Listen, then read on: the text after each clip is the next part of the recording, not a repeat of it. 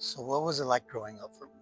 Well, my perception of reality was extremely distorted. When my parents died the way they did, something in me disconnected. And of course, I was too young to realize it at the time, but I didn't understand what normal was. I told myself I was a victim and the world was out to get me. And that belief made me extremely rebellious. I stopped rooting for the hero, I rooted for the villain. Success to me became just surviving the streets, and later on, the dream was nothing more than that, just survive. There came a moment that I had to make a choice. I had just made a major move, and God spoke to me clear as day. I knew what was coming.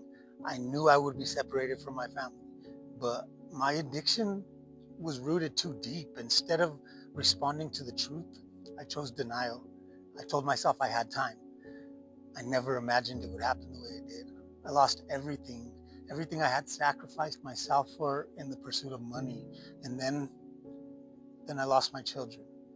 I went from 4 cars and $10,000 a month on hotel suites to homeless on the streets of Phoenix, shoplifting just to stay well. It was a story of riches to rags. And the hardest part is this: I saw it coming.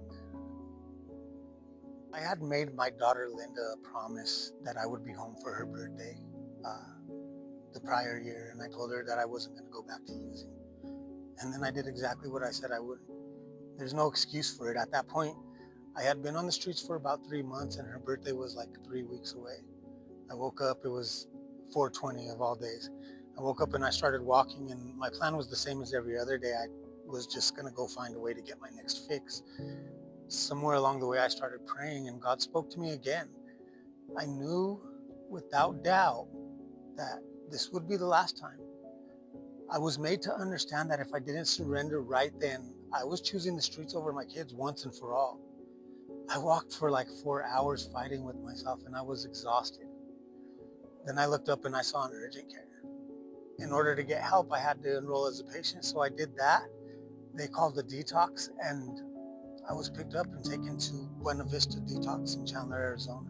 That's where it began. After a detox, I went into a residential treatment. This would be my second time around. When the fog starts to lift, let me tell you, clarity can be dark, if that makes any sense.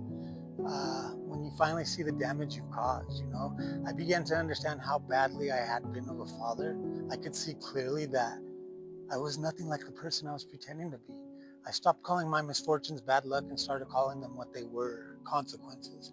Admitting that changed everything. There's a kind of freedom that comes with owning your wrongs. For the first time, I understand what it means to forgive myself. I learned to repair what could be broken and release what couldn't. If I had to name the biggest change, it's this: I started doing the work of self forgiveness. I'm becoming a man who is present. I've learned to appreciate the simplest moments. I can sit on the phone with my kids for hours now and actually just take it in. Over the last year, I've worked to earn the right to be a father, not just be called dad. Of course, I regret all the times I let them down. The difference now is this: regret no longer paralyzes me. It reminds me of who I refuse to be again. For the first time in 42 years, my past does not define my future. In a few short weeks, I'll be reunited with my children. And together, we get to begin again. How beautiful is that? God is so amazing.